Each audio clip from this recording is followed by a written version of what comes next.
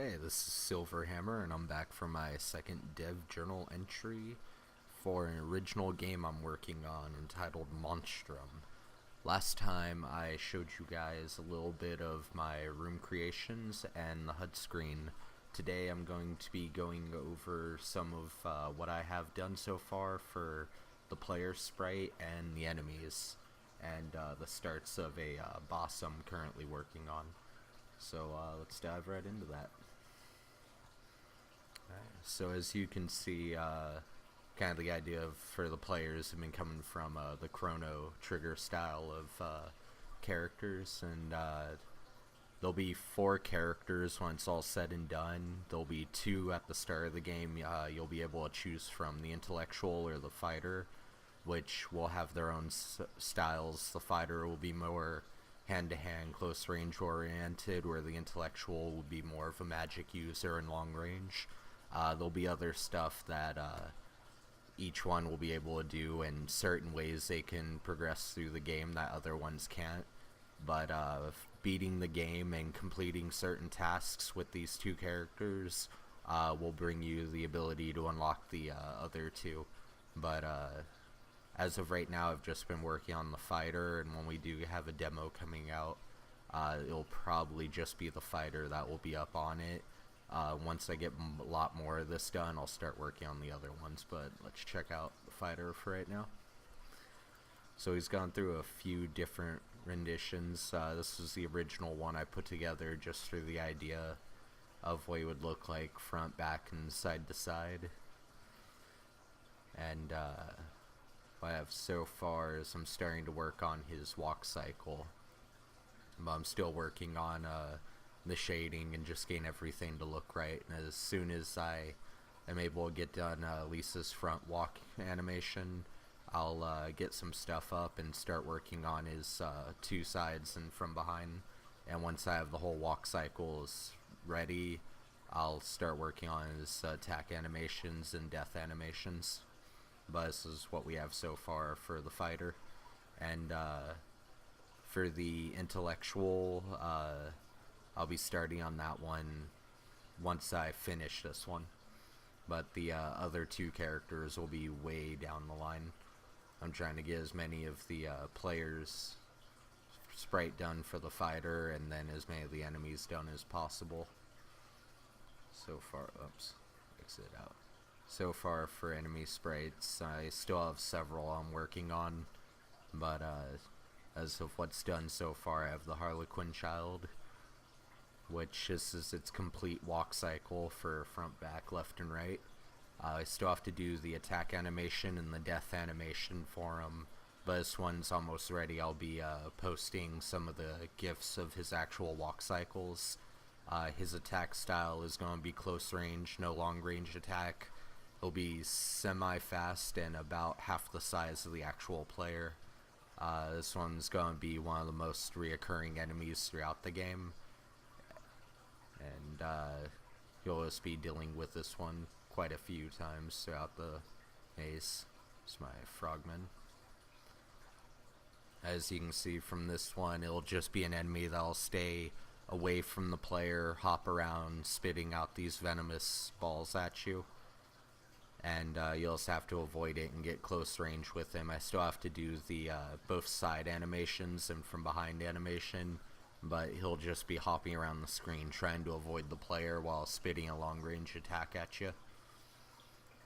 That's another one that I'll be able to get a animation going of him jumping and attacking here shortly. And I believe I talked about the fairy a little bit on my last video. This was the original concept of it, but it didn't fit the style of everything else is going so far, so this is my new render of them. And they'll never fully turn left or right, but there will be a from behind version of them also for when they're coming up towards your player. But they're kind of reminiscent from the fairies and bats from Zelda, and these are one of the ones that'll actually be connected to a side quest to be able to unlock the ability to get one of the items that'll allow you to have a continue if you die throughout the game.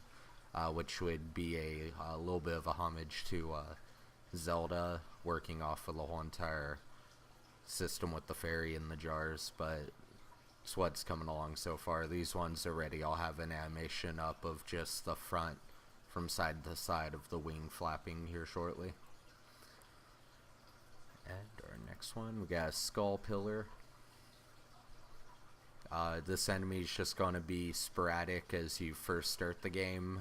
It won't move or anything, it'll just be standing in place, a part of the scenery of the room. It will just rotate in position, and if it catches sight of the player, it will charge up its attack and shoot a beam across the room, which will deal significant amounts of damage to the player if they're hit by it. I still also have to do the death sprite for all of these, but for the skull, when it's destroyed, the pillar will still be intact with remnants of the skull left behind on top. And as you progress further into the game, you'll run into rooms that have more of these guys than just one or two. But that's what I have at the moment, and he's ready for a cycle and a charge cycle to be shown. And the last one, this one's actually connected with the boss I'm making so far.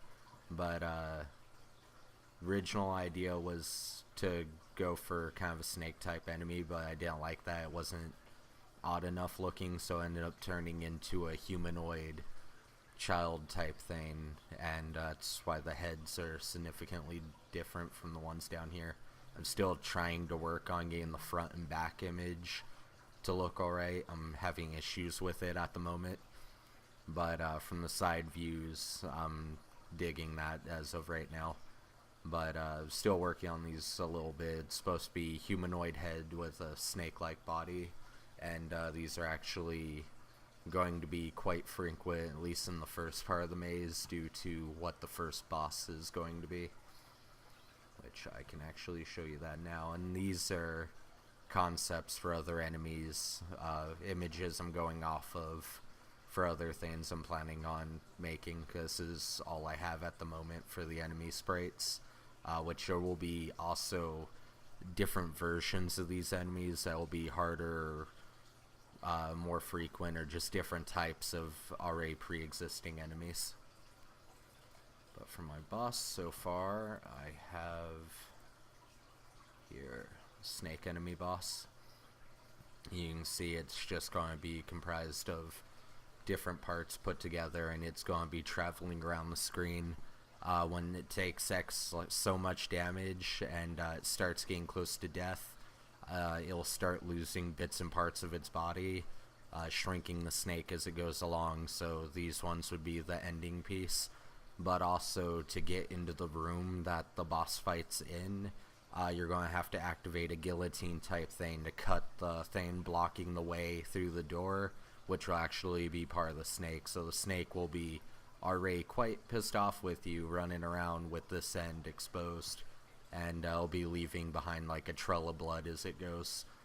Right now I just have the animation of the head done for the spitting attack to shoot the venom at you, but I still have to do the striking attack for the snake animation, so all the different ways of its torso needs to be at a tilted angle, and same with the heads, and get the jaw slightly different for a look of it actually striking at something.